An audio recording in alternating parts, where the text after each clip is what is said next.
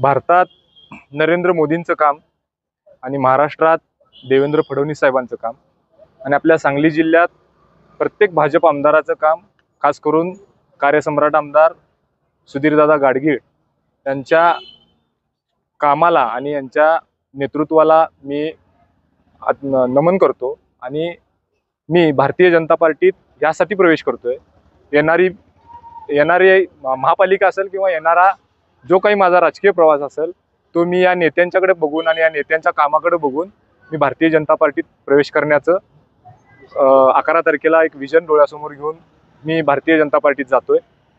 माझ्यासोबत मार्केट कमिटीचे संचालक आहेत, माझ्यासोबत वार्डातले नगरसेवक आहेत आणि सांगली जिल्ह्यातील विविध भागातील सरपंच सुद्धा आहेत। अशी एक मोठी टीम आम्ही तयार करून भारतीय जनता पार्टीत जाण्याचा निर्णय घेतलेला आहे।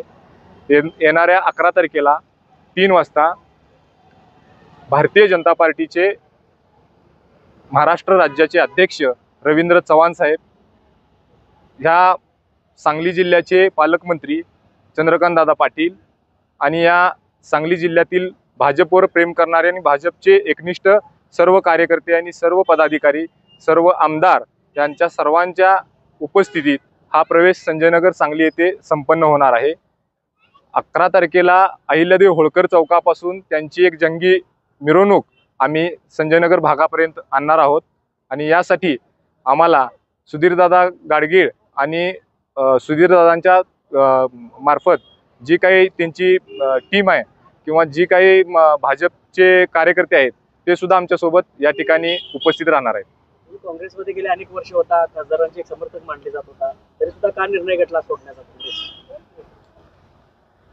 काँग्रेस सोबत मी अनेक वेळा होतो, पण माझी जी भूमिका आहे ती मी स्टेजवर तुम्हाला त्या दिवशी मांडेनच। काँग्रेस का सोडलं आणि मी भाजप सोबत का चाललोय ते मी तुम्हाला 11 तारखेला स्टेजवर बोलून दाखवतो। खासदारांच्या त्रासाला कंटाळून बाहेर पडता अशी चर्चा आहे। तसं काही नाही, खासदार अतिशय चांगले आणि हुशार आहेत, अतिशय चांगला नेता आहे। मी खासदारांच्या बाबतीत काही बोलू शकत नाही, माझी तेवढी पात्रता नाही।